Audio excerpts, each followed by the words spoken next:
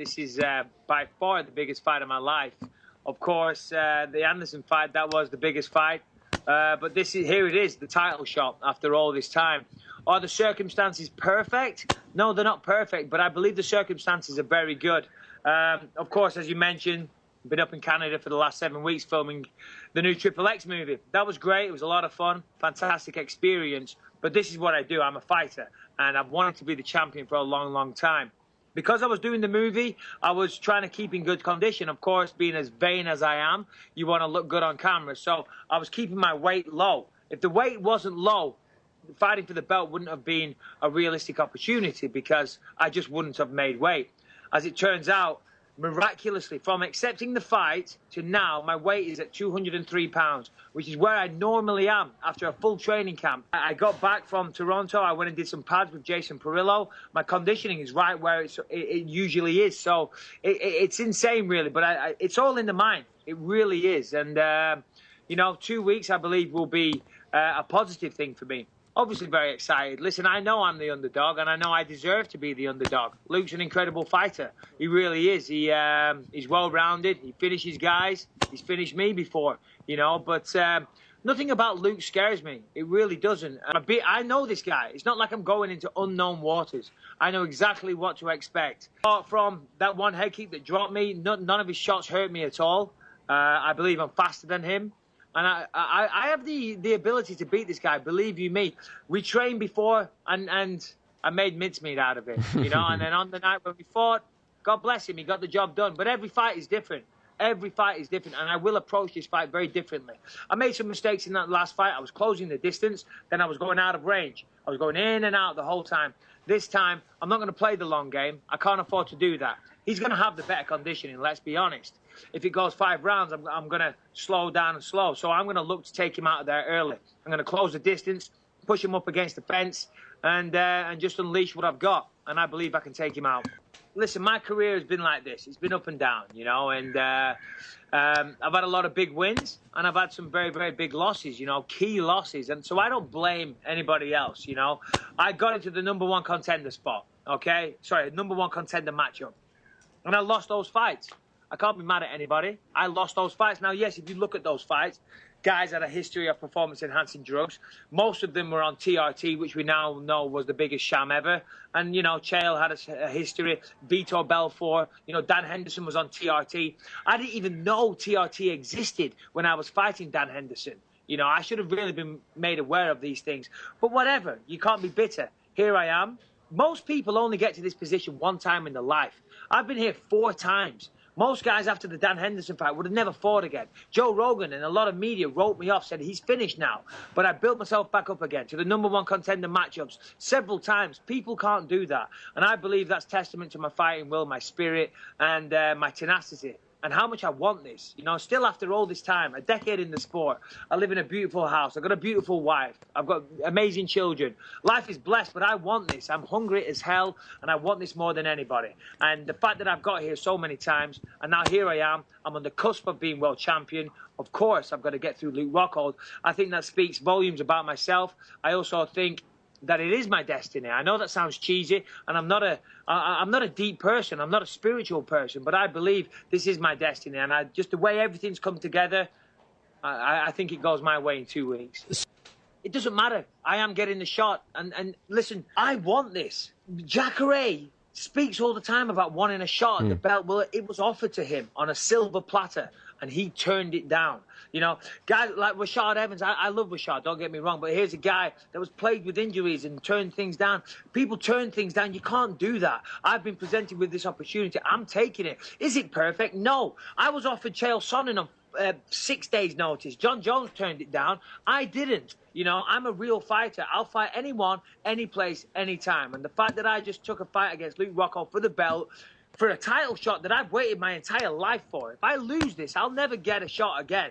But I'm taking this not just for a shot, not just for a payday, just for some media attention. I believe I can win this, and that's why I'm taking this fight.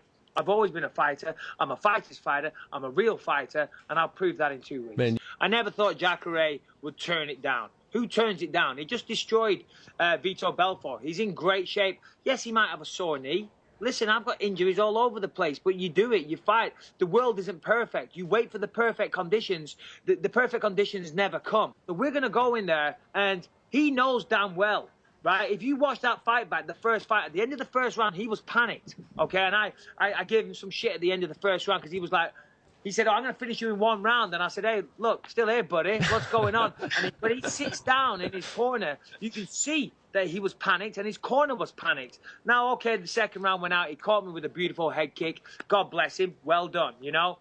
No ill will, no excuses. He got me. But every fight is different, and I'm going to take the fight to him. I'm going to close the distance, and I'm going to stay there, just like I did against Anderson, and I'm going to give him everything I got, and I believe everything I've got is enough to put him down. Luke Rockhold owns a victory over me. I want to rectify that. I want to set the record straight. So, yes, I want to be the victor. I want to be the world champion. But I also want to beat Luke Rockhold. It is personal for me. And when I look at him, I just want to knock that smug look off his face. I really do, because you've never seen somebody that walks around like so smug. He's just as big, as smug as prick you've ever seen in your life. And so, yeah, I would love another opportunity to punch that guy in the face. What, and be world champion at the same time? Come on, where do I sign up? Throughout a training camp, you know, you're doing lots of things. You're trying to build your strength up and all these types of stuff. There's going to be no weightlifting. Everything's going to be sparring, drilling, cardio, things like that, hitting pads, mental focus. That's going to be key. The key, of course, I'm only a human being, so I'm not going to try and cram in a stupid amount of training into 2 weeks. Again, that would be detrimental, and I would overtrain, even in 2 weeks. I'm going to train hard. Of course, I have a press conference, I believe, on Wednesday. I've got to get all my medical stuff done, so that's another distraction. I've got interviews galore, and on top of that, I have to train, you know, for a world title fight. The good news is it's in LA. It's in my backyard, so I don't have to get on a plane and fly anywhere. Here's another thing. You know, it's fate. It's meant to be. You know, it's in my backyard. I don't have to fly anywhere. I can sleep in my own bed the night of the fight, the night before the fight. As I said, my cardio, believe it or not, I did 5 5s on the pads with Jason Perillo Saturday night after getting off the plane. And I was flying. I actually felt just as good as I do after an 8-week camp. And I don't know whether that's me convincing myself.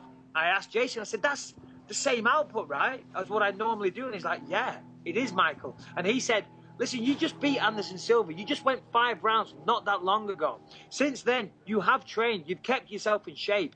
You know, so the muscle memory, it's all there. You know, the fact I've always been able to push myself cardio-wise, that's still there within me, and I'm bringing it out already. I'm going to go in there fresh. I'm going to go in there strong, very, very confident, with no pressure. Do you understand how mentally freeing it is to know I'm supposed to lose? I'm supposed to lose, so fuck it. I'm going to go out there and do my best. That is so freeing, as opposed to having the shot, campaigning for it, getting it, and having 8 weeks to prepare, and you go on the roller coaster of emotions. Listen, I know the world's expecting me to lose. Luke Rockhold knows, though, that I'm a formidable opponent, okay? He knows that he can be as smug as he wants. But, you know, as Christopher Walken says on Saturday Night Live, we put our pants on one leg at a time. He said, I go out there and take world titles, okay? So, you know, just watch this space, my friend. Watch this space. Of course, I've watched the fight back. That was one of the first things I did. I watched it back, see what went right, what went wrong. The first round went well. If you watch it back, I probably edged that first round. Many people don't win the first round against Luke. People don't get out of the first round with Luke. I think I won that first round. He did headbutt me, incidentally, which opened up a big gash, and blood was pouring into my eyes, and that was a factor as well. At the end of that first round, as I say, he looked very panicked because he's not used to that. Since then, he's gone on to become world champion. Of course, that does going to boost his confidence. He's fought twice. He beat Machida. Machida, come on, looked terrible. And since then, he's tested positive. I believe, you know, he came off the steroids for that fight, got his ass kicked, got beat off Romero, then went back on them. And then he tested positive. And he beat Chris Weidman. Listen, Weidman's a hell of a fighter, and he was a great champion. So, good for him. I, myself, I've had 3 victories against solid opponents. Holloway was ranked at the time. Talis Laitis was on a 7-fight win streak in the Foreman Challenger in the past, and I just beat Anderson Silva. So we've both improved.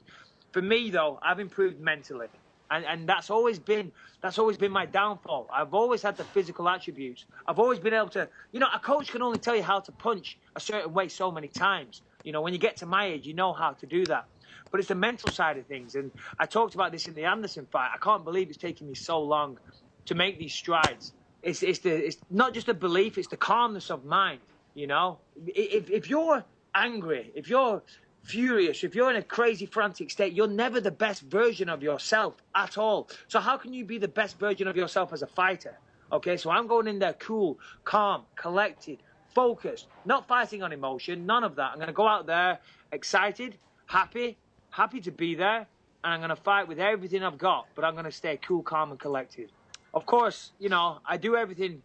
I want to be world champion, but I do everything for my family. That's why I do everything. And that, it would cement my legacy. It would cement that it would be a life's work. But I think it would also mean a lot for my family as well, you know. And of course, it would, you know, there'd be some bigger paydays and things like that. And that's ultimately why I do it. But for me, a personal thing, I mean, I almost started crying then when you said it. You know, I've never thought about that.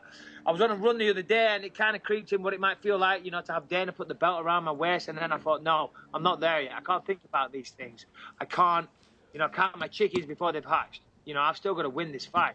You know, I've got to go out there and do what I can. And I believe I can do it. And I know I have a lot of people in my corner that believe I can. I want to thank everybody throughout my entire career that's supported me. I want to thank the people that have detracted from my career because they've pushed me to train harder. I want to thank the UFC for the opportunity. Yourself, Ariel, people like yourself that have always supported my campaign. And, you know, this is a win for the everyman. I'm just an average guy. I'm more than average. That just proves that if you go out there with a bit of hard work and determination, you can achieve your dreams. You know, I live in Orange County, California. Got a beautiful wife. I'm sat in a beautiful house. I come from very, very humble backgrounds in a small, tiny, working-class town in the northwest of England. But here I am, about to fight for the world title in Los Angeles. You know, I've just finished a movie, a $200 million budget movie. I was one of the main characters. You know, it's amazing. I'm very, very thankful. As brash and as arrogant as I come across sometimes, I'm just having a laugh, and sometimes I'm misunderstood. But I'm going to go out there in 2 weeks, and I'm going to fight with every fiber of heart and soul and everything I've got, And I believe it's enough. And if it's not, well, God bless him. He beat me, but I believe I'll do it.